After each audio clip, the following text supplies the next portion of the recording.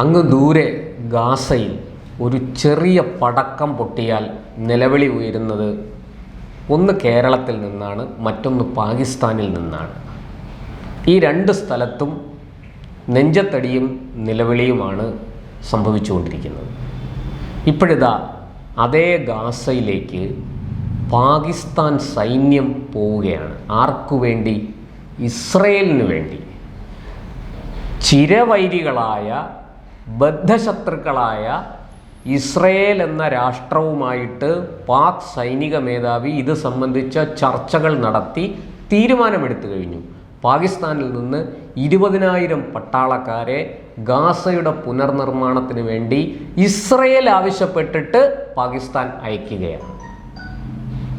എന്താണ് ഈ പാകിസ്ഥാൻ ഇത്തരത്തിൽ അവരുടെ പട്ടാളക്കാരെ ഇസ്രയേലിൻ്റെ ആവശ്യാനുസരണം, അവരുടെ നിർദ്ദേശാനുസരണം ഗാസയിലേക്ക് വിടാനുള്ള കാരണം എന്താണ്?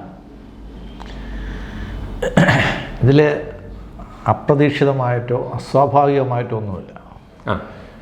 പണ്ട് നശിച്ചു പോയ നമ്പൂതിരി കുടുംബങ്ങൾ കുട്ടികളെ എങ്ങനെയെങ്കിലുമൊക്കെ ഏതെങ്കിലും വയസ്സായ ആൾക്കാർക്കൊക്കെ വേളി കഴിച്ചു കൊടുക്കും. കാര്യം അവർക്ക് ഭക്ഷണം കൊടുക്കാൻ നിവർത്തിയില്ല. കുട്ടികളെ അതെ ഭക്ഷണം കൊടുക്കാൻ നിവർത്തിയില്ലാത്തതുകൊണ്ടാണ് കെട്ടിച്ചയക്കുന്നത്. ഇപ്പം ഇദ്ദേഹം ഈ മുനീർ, ഫീൽഡ് മാർഷൽ മുനീർ എന്നാണ് എല്ലാവരും വിളിക്കുന്നത്. അതെ, ഫീൽഡ് മാർഷൽ അല്ല, ഫീൽഡ് മാർഷൽ. അപ്പോൾ അദ്ദേഹം യഥാർത്ഥത്തിൽ പാകിസ്ഥാൻ ഇതുവരെയും ഔദ്യോഗികമായിട്ട് അംഗീകരിക്കാത്ത ഒരു രാജ്യമാണ് ഇസ്രായേൽ.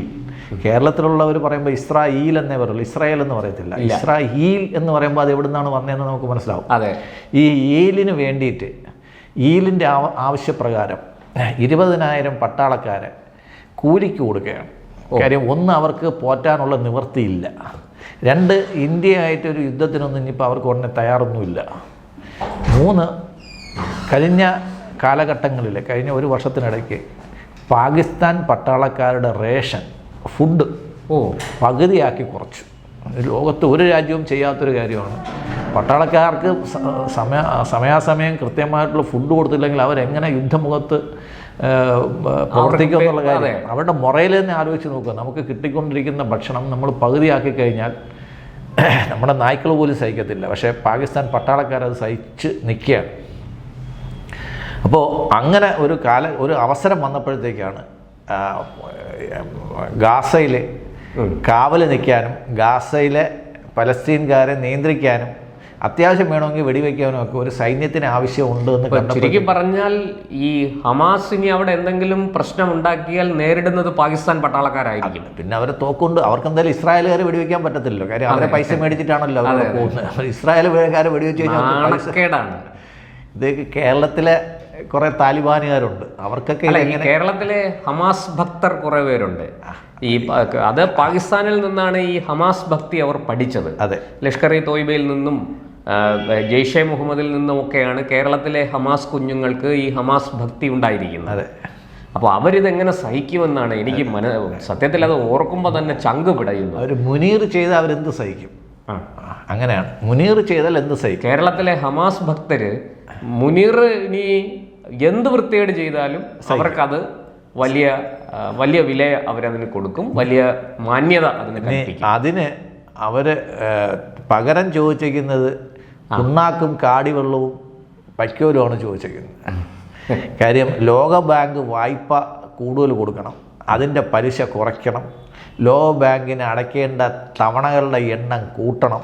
ഇതൊക്കെയാണ് പകരം അവർ ആവശ്യപ്പെട്ടിരിക്കുന്നത്. ചുരുക്കി പറഞ്ഞാൽ ഇസ്രായേൽ മാത്രമല്ല അമേരിക്കയുടെയും കൂടി സമ്മർദ്ദം ഇതിനകത്തുണ്ടെന്ന് വ്യക്തം. തീർച്ചയായും അമേരിക്ക പറഞ്ഞാൽ പാകിസ്ഥാൻ നാളെ ഇസ്രായേലിന്റെ ചെരുപ്പ് നക്കും, ഷൂസ് നക്കും. അതാണല്ലോ ചെയ്യുന്നത്. ഈ സവർക്കറെയാണല്ലോ ഇവർ ഷൂ നക്കി എന്ന് വിളിക്കുന്നത്. സത്യത്തിൽ ഈ പാക്കികളെ വേണം ഷൂ നക്കികൾ എന്ന് വിളിക്കേണ്ടത്. അതെ, ഇപ്പം പാകിസ്ഥാനും ഇസ്രായേലും അമേരിക്കയും അറിയാതെ അവിടെ ഒന്നും നടക്കത്തില്ലല്ലോ. അതെ, അപ്പോൾ അവർ മൂന്നുപേരും കൂടെ ഇക്കാര്യത്തിൽ ഒറ്റക്കെട്ടാണ്.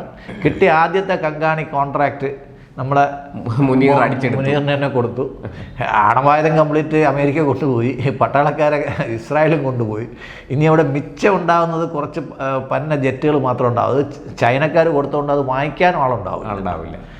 പിന്നെ ബാക്കി അവിടെ ഉള്ളത് അവിടുത്തെ കുറച്ച് സ്ഥലങ്ങളൊക്കെയാണ്. അത് ബലൂജികൾ കുറേ കൊണ്ടുപോയി. പഷ്തൂൺകാരും കുറെ കൊണ്ടുപോയി. ഇപ്പൊ സിന്ധുകാരും കൂടെ വെള്ളം കൂടി മുട്ടിയപ്പോഴത്തേക്ക് ഞങ്ങൾക്ക് പഷ്തൂൺഖായിൽ ഇപ്പോൾ അഫ്ഗാനിസ്ഥാൻ അണ കെട്ടുന്നതുകൊണ്ട് അവർക്കും വെള്ളമില്ല.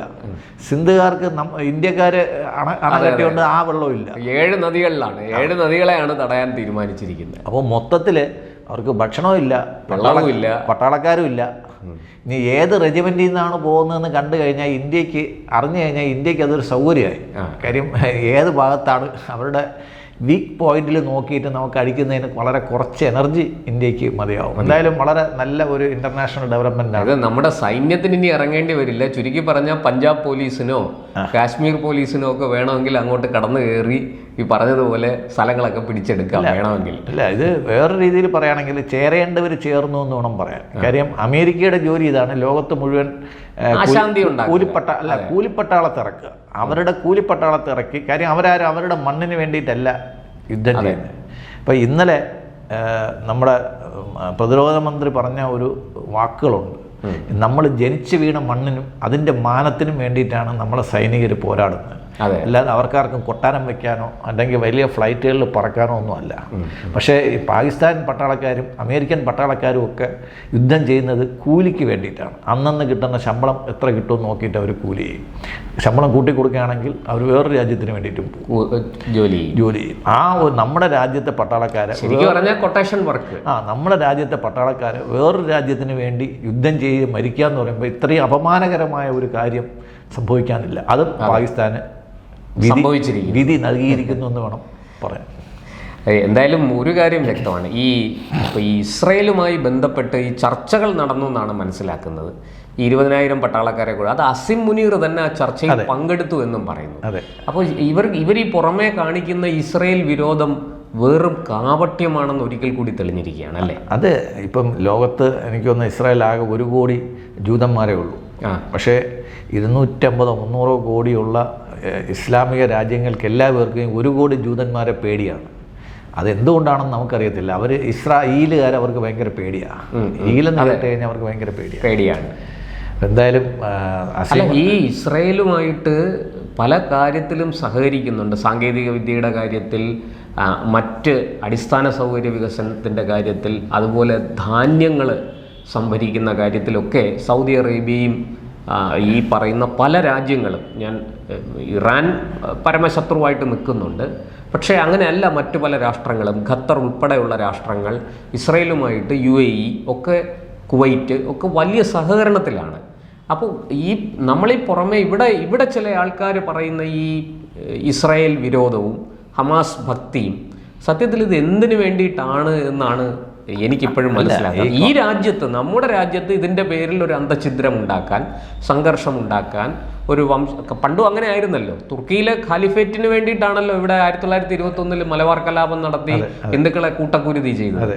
അതുപോലെ ഈ രാജ്യത്തിന് എന്നിട്ട് പറയുന്നത് കർഷക സമരം, കർഷക ലഹള പുസ്തകത്തിലൊക്കെ നമ്മൾ അങ്ങനെ പഠിച്ചു. പക്ഷെ ഇനി അത് മാറും കേട്ടോ. ഇപ്പം നാഷണൽ എഡ്യൂക്കേഷൻ പോളിസി ഗൂഗിൾ വന്നോടെ നമുക്കൊക്കെ അതിൻ്റെ കാര്യം മനസ്സിലായി. സോഷ്യൽ മീഡിയ വന്നുകൊണ്ട് കൂടുതൽ മനസ്സിലായി. ഇപ്പോൾ അത് മാത്രമല്ല, ഇപ്പോൾ നാഷണൽ എഡ്യൂക്കേഷൻ പോളിസി വന്നല്ലോ. അപ്പോൾ ഒപ്പിടുകയും ചെയ്തു. ഗതിയില്ലാതെ അവിടെ ചെന്ന് കരഞ്ഞ് കാല് പിടിച്ച് ലേലു വല്ലു പറഞ്ഞു.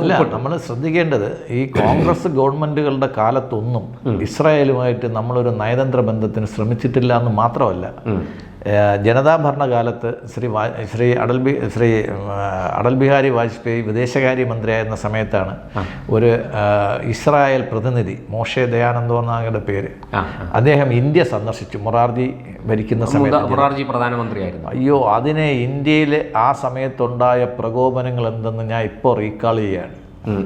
ഒരു പ്രതിനിധി ഇന്ത്യയിൽ വന്നു, കണ്ടിട്ട് പോയി എന്നേ ഉള്ളൂ. അദ്ദേഹം ഒരു വിദേശ രാഷ്ട്രത്തിൻ്റെ അന്ന് അദ്ദേഹം മന്ത്രിയായിരുന്നു തോന്നുന്നു. വന്നു, പ്രൈവറ്റ് വിസിറ്റ് നടത്തി, വാജ്പേയി കണ്ടിട്ട് പോയി. അതിനിവിടെ ഉണ്ടായ ബഹളം, അയ്യോ എന്തോ ഒരു വലിയ പാതകം ഇന്ത്യ ചെയ്തതായിട്ടാണ് അവർ പറഞ്ഞത്. ഇപ്പം ഈ ഫീൽഡ് മാർഷലിന് ചെന്ന് ഇസ്രായേലിൻ്റെ ചെരുപ്പ് നക്കുന്നതിനൊന്നും ഇവിടുത്തെ ഒരു പ്രശ്നവുമില്ല. എന്ത് മധുരമായിട്ട് നക്കുന്നതെന്നറിയാം. നടക്കട്ടെ, അത് വേണ്ടി വന്നാൽ ഇവരും മുനീറിനോടൊപ്പം പോകും. ഇസ്രായേൽ ദൗത്യത്തിന് നമ്മുടെ മുനീറിൻ്റെ പട്ടാളത്തിനും എല്ലാ ഭാവുകങ്ങളും, എല്ലാ ആശംസകളും നേരുന്നു. ഇസ്രായേലിൻ്റെ വെടി കൊണ്ട് തിരിച്ചു വരാതിരുന്നാൽ മതിയായിരുന്നു. അവർ കിട്ടിക്കഴിഞ്ഞാൽ അവർ വിടത്തില്ല. അതെ, ദൗത്യം കഴിയുമ്പോഴത്തേക്ക് അതെ, അവിടെ വേറെന്തെങ്കിലും പണിയെടുക്കാൻ ശ്രമിച്ചാൽ ഇസ്രായേല് ബുള്ളറ്റ് ഉണ്ടായിരിക്കും. അവർ വേറെ ഒന്നും സംസാരിക്കത്തില്ല, അവർ തോക്കുകൾ സംസാരിക്കും. അതെ. അപ്പോൾ അതാണ് മുനീറിന് എല്ലാ ഭാവങ്ങളും നേരുന്നു, ആശംസകളും.